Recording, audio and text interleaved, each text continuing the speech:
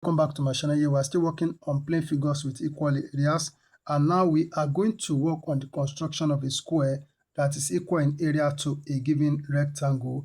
How to construct a square that is equal in area to a given rectangle. The length or side of the rectangle is 80 millimeters, while its width is 30 millimeters. The length of the rectangle is 80 millimeters, while its width is 30 millimeters. So let's see how we can construct a square that is equal in area to this rectangle. So what we have to do first is to construct the rectangle. So I'm going to draw a horizontal line here like this, okay? Then I'm going to take a measurement of 80 millimeters on this line so that we can bring out the given rectangle. So here I have this to be from here to here is 80 millimeters.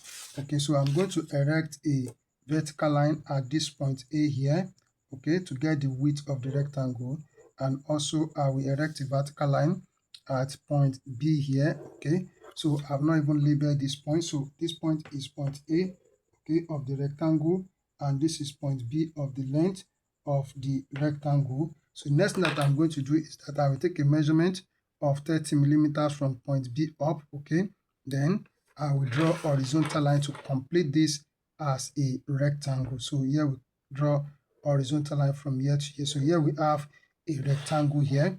So I'm going to call this point, I will call it, this is point C here, and I call this point, I will call it point D. So the given rectangle is rectangle ABCD, whose length is 80 millimeters and the width is 30 millimeters. Now, so we need to extend this line AB to this side a bit. Okay, then we take the compass. Okay, we take the compass. So putting the pinpoint of the compass here at point B and extend the pencil point or the pen point as I'm using it here to point C, we are going to draw an arc like this. So we draw an arc from point C to touch this line here like this, okay. All right, so here we have this point here to be point E, okay. This is point E here. So what we are going to do now is that we are going to bisect this line AE. We bisect line AE. So don't forget that what we are doing here is that we want to construct a square that is equal in area to this given rectangle. So we put the pinpoint of the compass here at point E, and we extend the pen point to a radius more than half of line AE. So we draw an arc down here and we draw an arc up here. Okay, so we are bisecting line AE to get the midpoint of line AE. So we put the midpoint here with the same radius at point E. So we draw an arc here and we draw an arc here. So I still need to come back to this point A here to draw this arc to intersect this. All right, so then we are going to draw a vertical line. So we are going to draw a vertical line that is the bisector of line AE. So we draw a line through the point intersection of the arcs as the bisector of line AE. So here we have this, okay. Now, so this is the midpoint of line AE, which I'm going to call it point F. So here we have F at this point. So what I'm going to do next is that I want to draw a semicircle on point A and point E. That's the purpose of bisecting distance AE to get the midpoint of line AE. So if I put the pinpoint of the compass here at point F, which is the midpoint of AE, so I will extend the pen to point A here. Then I'm going to draw a semicircle. So I'll draw a semicircle like this. Okay, we draw a semicircle like this. Okay, we have the semicircle here, so you can see it here now. All right, so then having done that, the next thing that I'm going to do is that I'm going to extend this line BC, and we extend line BC. So we extend line BC, okay.